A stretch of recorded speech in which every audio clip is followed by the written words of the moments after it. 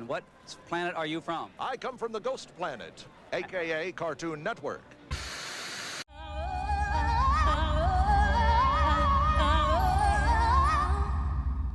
Hey everyone, it's Scoopman 5000. We're back for another video and with another custom, and today we're looking at my custom McFarlane DC Multiverse Space Ghost.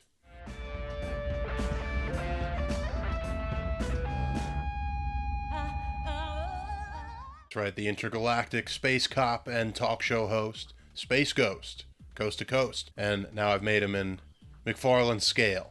And the impetus for making this figure is I recently discovered these comics. These are some brand new Space Ghost comics coming out from Dynamite Publishing. Also picked up this one, DC meets Hanna Barbera.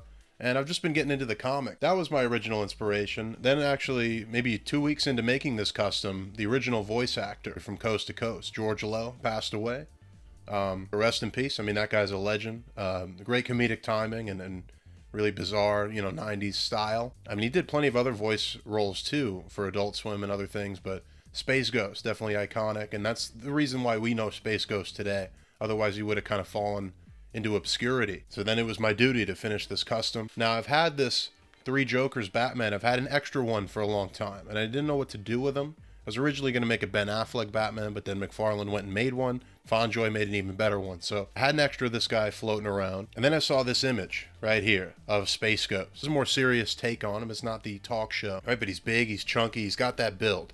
So I'm like, all right, I think I'm making Space Ghost. I have the customizing itch. So like the last time when I made Scoop Man, we're going to go over how I made him. So not as much part selection and picking out things, right? He's just the Three Jokers Batman.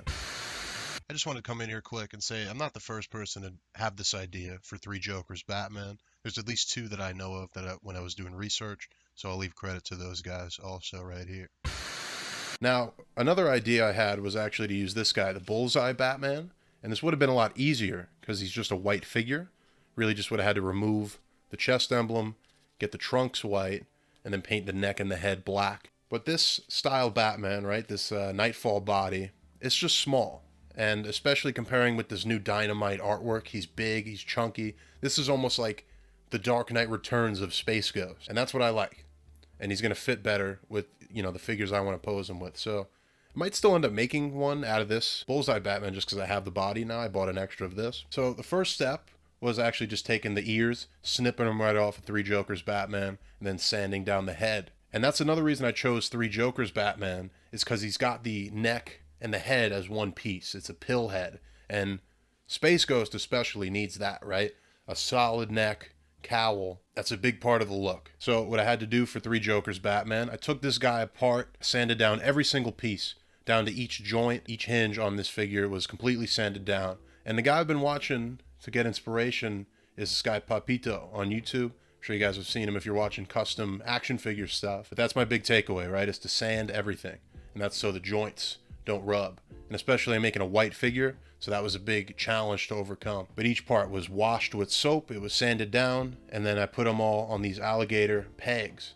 And what I actually ended up using was Krylon spray paint. Someone else I was watching had recommended this, and I was a little nervous, right? Because I used a Tamiya primer, and that's made for models. But this was just a generic white spray paint. I was afraid of losing detail in sort of the cloth of the suit, but it actually turned out pretty nice and pretty flat. There's a risk with spray paint where it can become granular and you can lose a lot of the detail. I think maybe because it is white, it did keep most of that. And this was a couple of coats, man. And this is why this custom took me probably more than a month, is because I was just coating, waiting 24 hours, coating, waiting for 24 hours. Then I hit it with the clear coat. I put them back together and I still had a lot of splotchy white. So I ended up actually going in with the Vallejo, the little white, and just brushing some of that around, filling in the whatever was rubbing, things like that.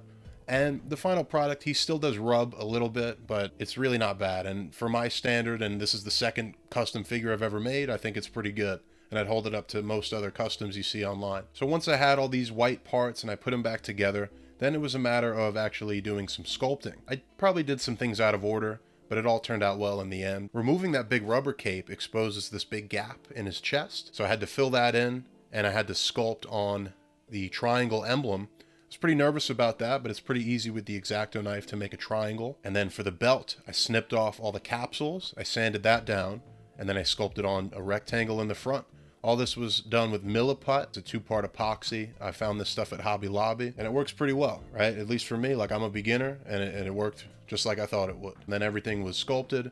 Now it was time for more paint, more detail. So I had a red, I had a yellow, and I had to get the black and white on his chest emblem. So the only part of this custom I'm pretty disappointed in is actually the wrist gauntlets. I chopped off the fangs on Batman, and then I sculpted on the rectangle, put some cuts in it, and then what I ended up doing was trying to outline it in black, because I didn't like how the regular yellow on the red looked. But that's probably the messiest thing about this custom, right, is these wristbands. It's not bad. And again, like the standard I'm holding myself to, this is actually way better than I thought it would come out. And this Three Jokers Batman does have the gauntlets already kind of sculpted in, so I just followed that line for the red part. And then that chest emblem was intimidating, but again, I'm satisfied with my work on it. Just painted the red where it had to go, the black where it had to go. I actually outlined it in black and then put white back over it, so I think it looks pretty clean. I like that it's raised off the chest instead of just flat painted, again like the image I was looking at. And then for the neckline and the back of the neck, I painted that black, and it was kind of rubbing and looking bad,